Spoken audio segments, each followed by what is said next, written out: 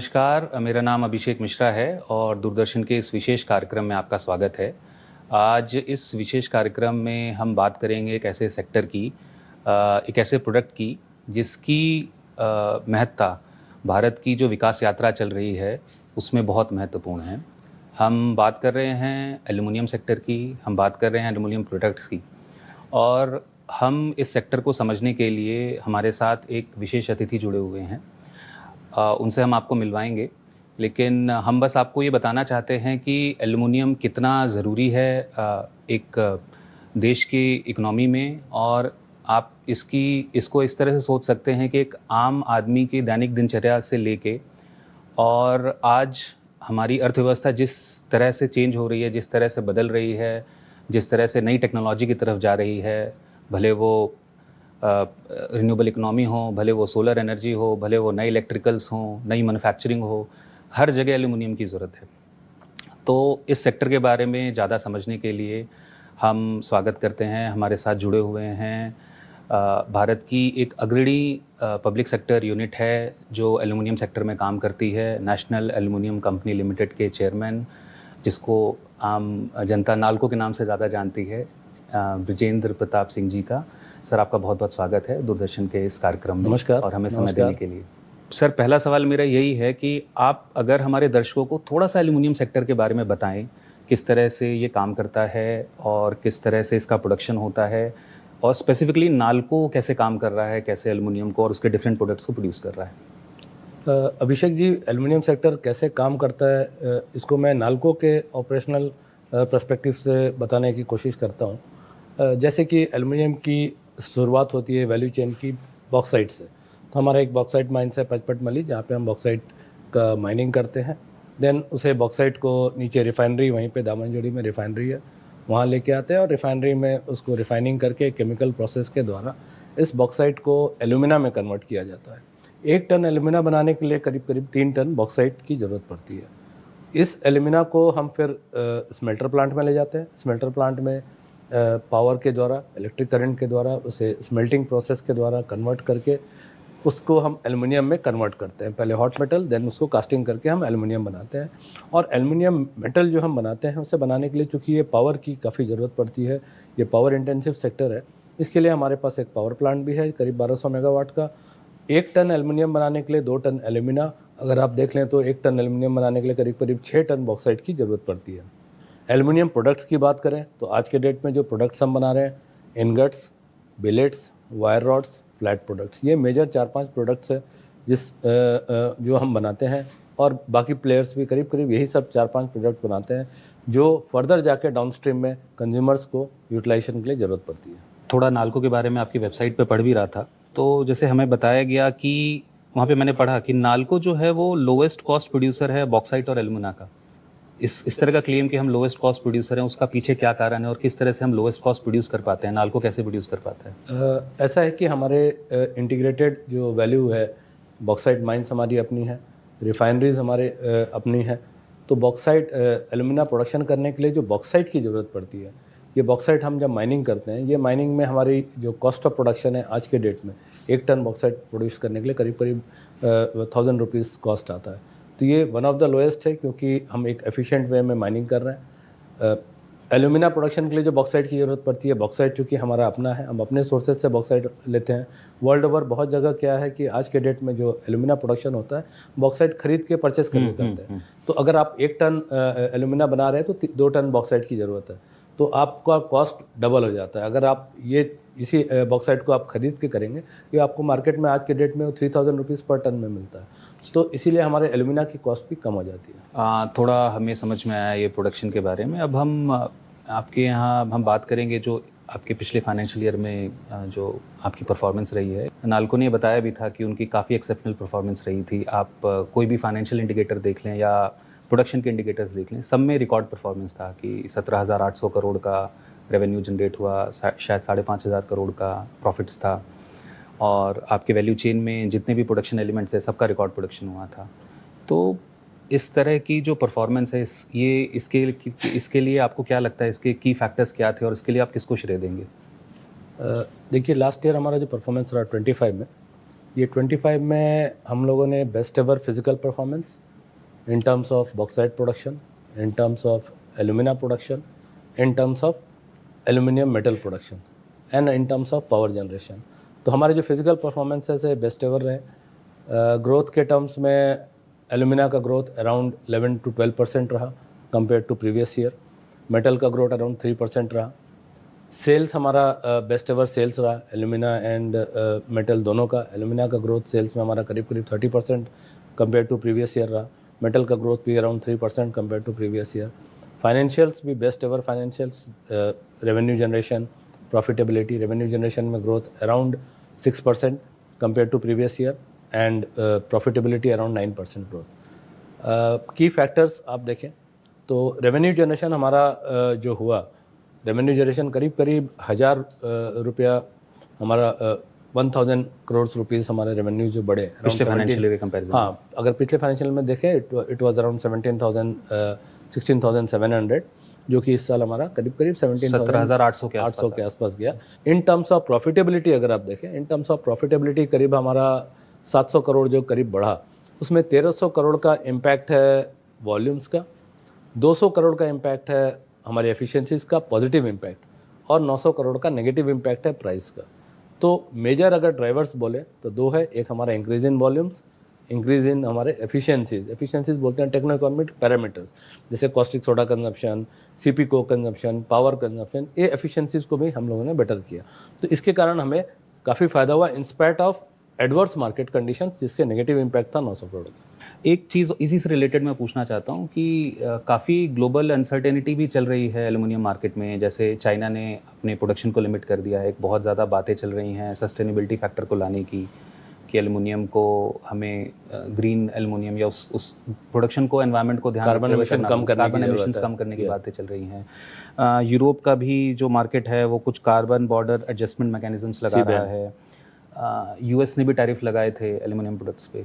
तो ये waste Asia में वॉर चली रही है। तो ये जो ग्लोबल अनसर्टेनिटीज़ हैं उसको ध्यान में रखते हुए आप ये आपकी जो भी प्रॉफिटेबिलिटी थी, रेवेन्यू था, इसको आप कितना सस्टेनेबल मानते हैं? कमोडिटी प्राइसेस तो ऊपर नीचे होते रहते हैं, तो आपको क्या लगता है ये सस्टेनेबल है या आगे भी ऐसी प्रॉफिटेबिलिटी, अच्छा परफॉर्मेंस रहेगा नाल्को का? लास्ट ईयर जो हमारा रेवेन्यू जनरेशन हुआ है आफ्टर, अगर इस साल हम अप्रैल के बाद देखें, ये मिडिल ईस्ट वार के चलते मिडिल ईस्ट में around 6.5 million ton metal production means aluminium production हो रहा था, जो कि कैपेसिटी करीब करीब 40% घट गया है। कुछ स्मेल्टर्स वहाँ अबू धाबी में, कतार में, वहाँ कुछ स्मेल्टर्स बंद हुए हैं ड्यू टू वार। इसके कारण जो सप्लाई डिस्ट्रप्शन हुआ है, इवन स्ट्रेट ऑफ हॉर्मुज़ में जो रिस्ट्रिक्शंस आए हैं, क्योंकि मिडिल ईस्ट के पूरे प्रोडक्शन जा रहे थे यूरोप में। यूरोप में इन लोग एक्सपोर्ट करते हैं मोस्ट ऑफ द प्रोडक्शन, तो वो नहीं हो पा रहा है। तो वहाँ का जो सप्लाई डिस्ट्रप्शन हुआ है, इसके कारण दूसरे जगह जो स्कैरसिटी आ गई एल्युमिनियम, तो ओवरऑल एल्युमिनियम के प्राइजेस LME बढ़ गया। अगर लास्ट ईयर का एवरेज LME हमको जो मिला था वो अराउंड $2,900 था। एज ऑफ डेट, आज के डेट में LME करीब करीब 36-37 चल रहा है। तो ये इंक्रीज इन LME के कारण हमें मेटल में ज़रूर फ़ायदा मिल रहा है, क्योंकि मेटल हमारा ज़्यादा रेवेन्यू देता है, अराउंड 70% ऑफ रेवेन्यू हमारे मेटल में है। तो इस साल हमारा जो फोरकास्ट भी है, CRU का फोरकास्ट देखें या बाकी इंडेक्सेस के फोरकास्ट है, उसमें है कि LME on an average yearly हमको 36-37, कुछ तो 4000 भी बोल रहे हैं, बट हमको जो लगता है कि 35 से 36। लास्ट ईयर हमको एवरेज LME 29 मिला, $2,900 पर टन। इस साल एवरेज LME हमको $3,600 पर टन मिलेगा, तो अराउंड $600-700 पर टन को वहाँ हमको मेजर एडवांटेज मिलेगा। ऑफ कोर्स एल्यूमिना का कंजप्शन वर्ल्ड ओवर कम हुआ है, जिसमें इस साल हमको, जैसे लास्ट ईयर एवरेज एल्यूमिना का रियलाइजेशन हमको मिला $370 पर टन। अभी हमारा करीब करीब 310 से $320 पर टन में एल्यूमिना बिक रहा है। वहाँ हमारा थोड़ा नेगेटिव इम्पैक्ट होगा, बट ये LME प्राइसेस इंक्रीज से कंपनसेट होगा। और हमारा जो प्रोडक्शन टारगेट है, हमने प्रोडक्शन टारगेट लिया है कि प्रोडक्शन टारगेट हम लास्ट ईयर जो लिए हैं वहाँ से भी करीब 5-6% ज़्यादा टारगेट लिए हैं। हमारा रिफाइनरी एक एडिशनल आ रहा है एक्सपेंशन होके, जो कि हमारा 2.1 मिलियन टन है, ये 3.1 मिलियन टन हो जाएगा। 10 लाख का रिफाइनरी आ रहा है। कॉस्टिक सोडा ये कैल्साइट एल्यूमिना प्रोडक्शन बढ़ेगा, तो ये 10 लाख में से इस साल हम करीब करीब वहाँ से 3 लाख निकल पाएंगे, 2 से 3 लाख, और नेक्स्ट ईयर से 10 लाख वो फुल कैपेसिटी में चला जाएगा। तो वहाँ भी हमको वॉल्यूम बढ़ेगा, तो वॉल्यूम का हमको एडवांटेज मिलेगा। तो हमारा ये है कि कैल्साइट एल्यूमिना का प्राइजेस कम होने के बाद भी मेटल प्राइजेस इंक्रीज होने से हमें प्रॉफिटेबिलिटी हम मेंटेन कर पाएंगे या उससे बेटर ही रहेगा। तो आप हमें नालको के जो एक्सपेंशन प्लान्स हैं उसके बारे में बताएं, और स्पेसिफिकली जो एल्युमिनियम की पूरी लाइफ साइकिल है कि ओर का एक्सप्लोरेशन से लेके एलुमिना के प्रोडक्शन को या फाइनल मेटल प्रोडक्शन तक, उसमें कैसे आप एक्सपेंशन के प्लान्स हैं आपके, थोड़ा टाइमलाइंस के साथ आप अगर हमें बताएंगे, और कोई ब्राउनफील्ड इन्वेस्टमेंट अगर होने वाली है या प्लान्ड है तो वो भी, उस पर भी थोड़ा सर आप हमें बताएं। एक्सपेंशन की बात आप ने कहा अभिषेक जी, तो एक्सपेंशन में हम लोगों ने ऑलरेडी अपना एक्सपेंशन प्रोसेस वैल्यू चेन के जो बिगनिंग है that is bauxite and alumina से स्टार्ट कर दिया है। हमारे बॉक्साइट माइंस एक हमारी जो चल रही है पचपटमली, उसके अलावा हमें एक बॉक्साइट माइंस और मिला है पोटांगी। हमारा प्रेजेंट बॉक्साइट का जो कैपेसिटी है ये करीब करीब 7.5 मिलियन टन पर एनम।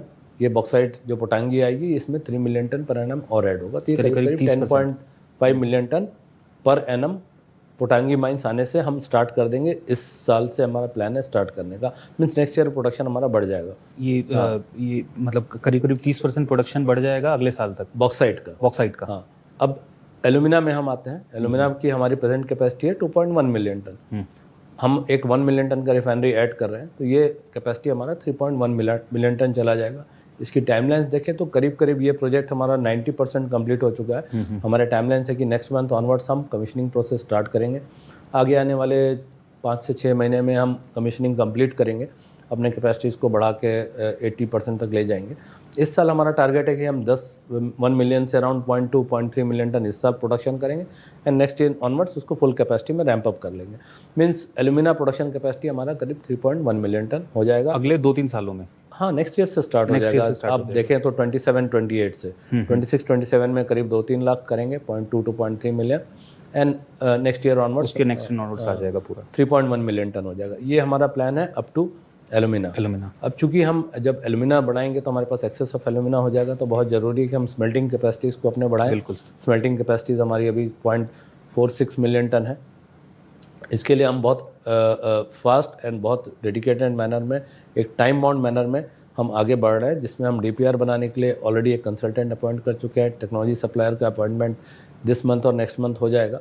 हमारा टारगेट है कि हम DPR बोर्ड से सितंबर तक अप्रूव करा लें बोर्ड से, एंड जो उसके पैकेजेस के ऑर्डरिंग हम नेक्स्ट ईयर मई जून तक कर लें, जून जुलाई तक, एंड नेक्स्ट ईयर अगस्त से हम ग्राउंड ब्रेकिंग स्टार्ट करें।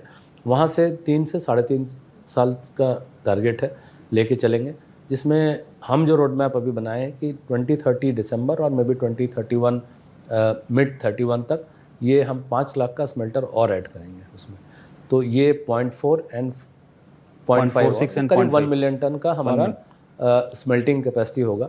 ये स्मेल्टिंग करने के लिए एक पावर प्लांट भी हमको ज़रूरत पड़ेगी। एग्जिस्टिंग पावर प्लांट हमारा करीब 1200 मेगावाट का है। अगर हम 5 लाख का स्मेल्टिंग कैपेसिटी बढ़ाते हैं तो करीब 800 मेगावाट की हमको पावर ज़रूरत पड़ेगी।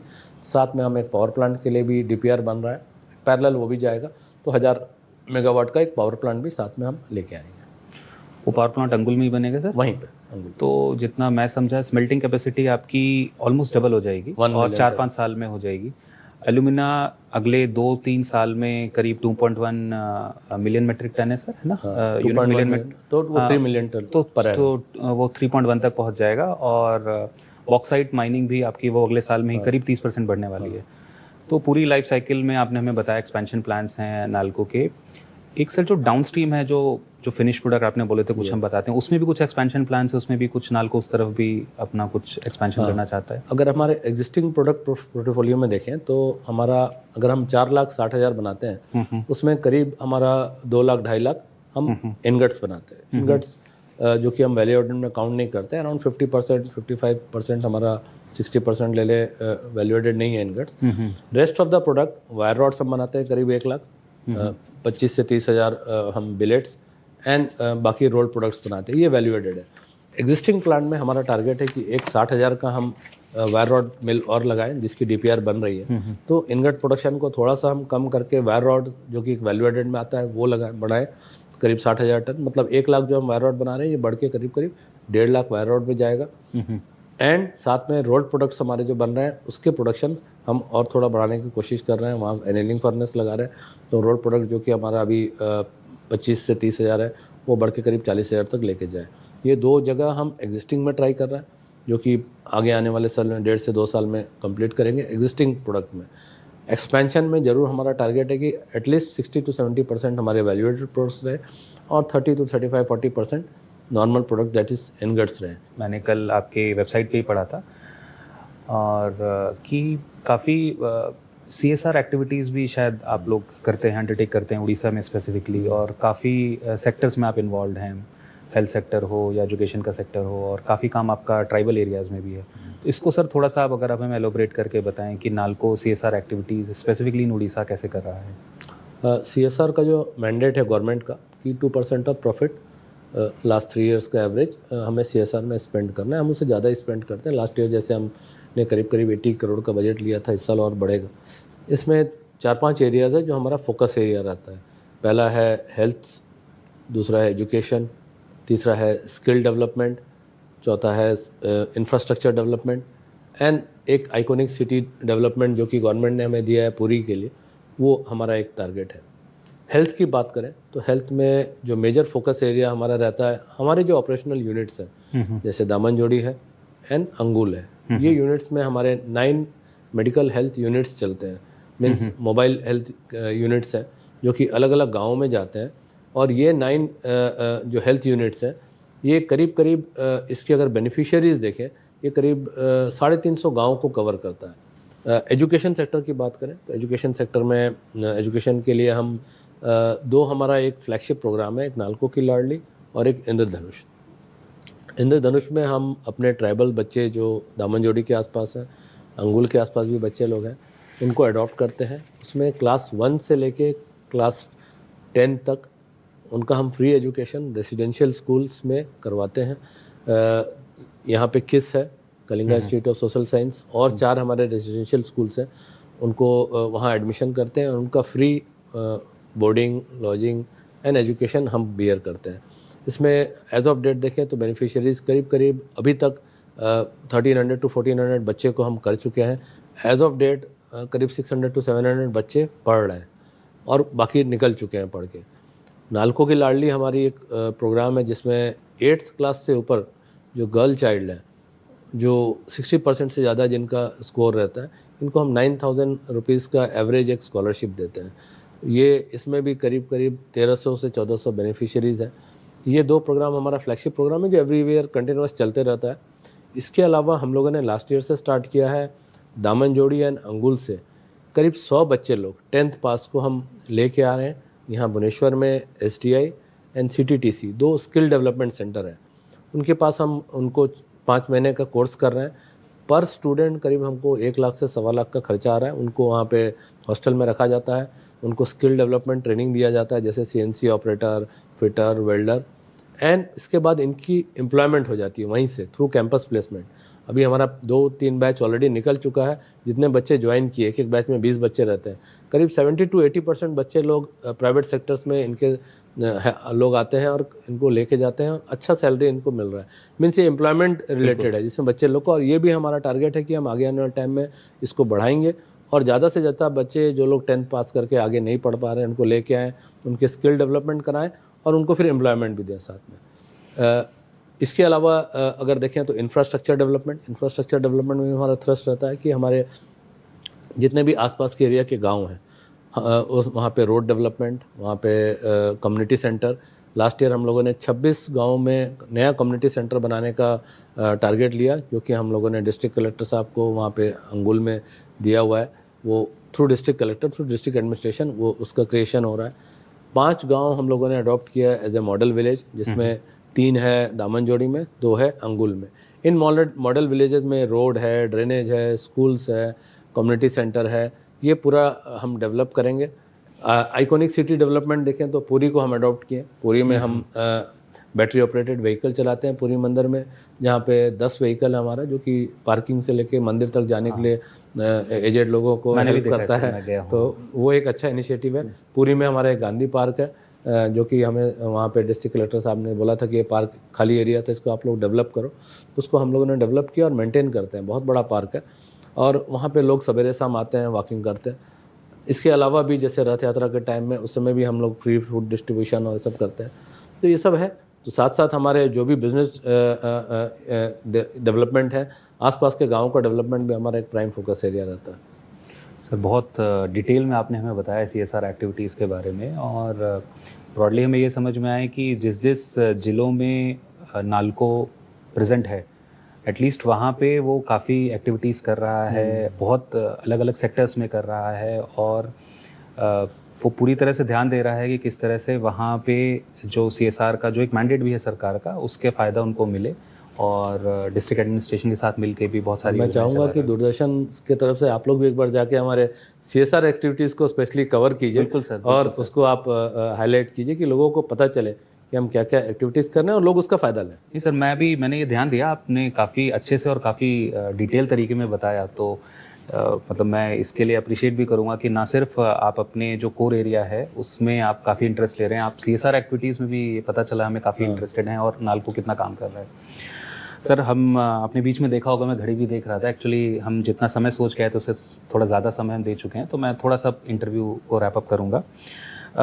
एक दो बस लास्ट आप हमें थॉट्स दीजिए कि फ्यूचर जो ग्रोथ अपॉर्चुनिटीज़ है एल्युमिनियम सेक्टर में, उसके बारे में, और आप क्या कॉन्फिडेंट हैं कि लॉन्ग टर्म जो ग्रोथ स्टोरी है एल्युमिनियम सेक्टर की, और उसका जो कंट्रीब्यूशन है भारत की विकास यात्रा में, उसको लेके आप पूरी तरह से पॉजिटिव हैं, आने वाले 5 साल 10 साल में ये इस तरह से चलेगा और काफ़ी आगे जाएगा ये सेक्टर, ये इसके बारे में सर आप हमें बताएं।